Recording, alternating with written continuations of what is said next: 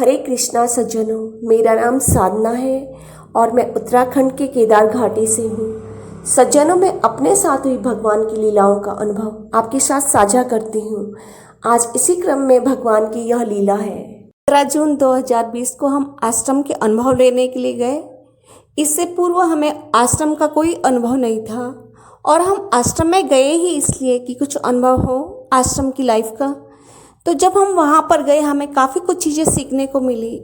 जैसे हमें ये दिखाई दिया कि किस किस तरह से त्यौहार मनाते हैं। जैसे कृष्ण जन्माष्टमी है, उनका अलग अलग तरीके से है, झूलन का त्यौहार है, और भोग प्रसादी कैसे कैसे होता है, मंगला आरती कैसे होती है, इस तरह से अनेक चीज़ वहाँ पे सीखने को मिली।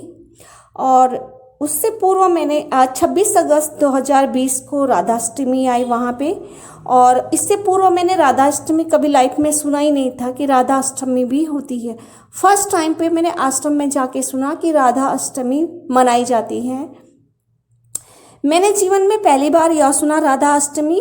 मैंने पूछा यह क्या है, तो किसी ने बताया आज के दिन माता राधा का जन्म बरसाने में हुआ था।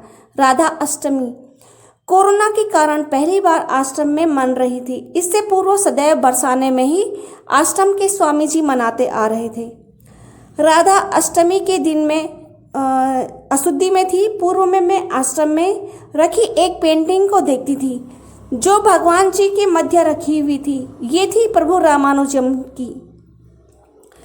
उन्होंने मुझे स्वप्न में भी पूर्व में एक बार स्वामी जी के ड्रेस में दर्शन दिया था। उस दिन मैं सोच रही थी कि इस आदमी को मैंने कहीं देखा है, जोगिया ड्रेस में है। हे प्रभु, कहाँ देखा होगा मैंने आपको।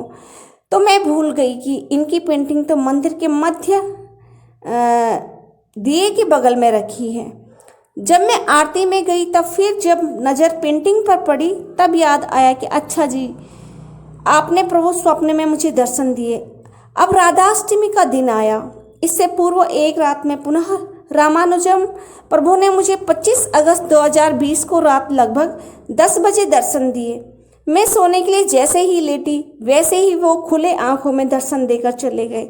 जब अगले दिन सब राधा अष्टमी 12 बजे दिन में मनाने लगे, वे बैठे हुए थे, तो सुबह 11 बजे ही मंदिर में भजन गीत प्रारंभ हो गए। अब मंदिर के भीतर व्यवस्थापक ने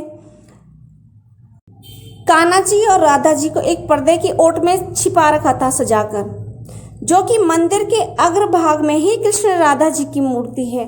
उसके समीप की खिड़कियां सदैव बंद रहती हैं। मंदिर के मध्य भाग में पीछे की ओर रामानुजम प्रभु की पेंटिंग है। मध्य में मंदिर के दीवार में खिड़की है। मैं अशुद्धि में होने के कारण भीतर तो नहीं जा सकती थी, लिहाजा मैंने चुपके से मंदिर के पीछे वाले भाग से मध्य भाग की खिड़की से अंदर झांका, क्योंकि मैं कान्हा जी और राधा जी का श्रृंगार देखना चाहती थी। इसलिए मैं उस खिड़की से भीतर झांकने लगी, और बहुत कोशिश करने पर भी मैं राधा जी और कृष्ण जी की झांकी को नहीं देख पाई, क्योंकि उन्होंने उन्हें पर्दे में रखा हुआ था जहां से कि मैं नहीं देख सकती थी। इसलिए मैंने उन दोनों को किसी भी प्रकार से नहीं देख पाई। केवल मंदिर के भीतर से ही वे दिखाई दे सकते थे। मैं थक हार कर इधर उधर मंदिर में देखने लगी तो मुझे सामने ही प्रभु रामानुजम जी की पेंटिंग साफ दिखने लगी, किंतु इनके अतिरिक्त किसी भी भगवान की मूर्ति का दर्शन वहां नहीं हो पाया, क्योंकि खिड़की मध्य में है। मूर्तियां या तो प्रारंभ के छोर में स्थापित है या फिर अंत छोर में मंदिर के स्थापित है। मध्य भाग के थोड़ा सा पीछे रामानुजम प्रभु की पेंटिंग रखी है। मैंने अन्य मूर्तियों को देखने की बहुत कोशिश की, लेकिन हर तरफ से सिर्फ और सिर्फ प्रभु रामानुजम ही दिखे पेंटिंग में।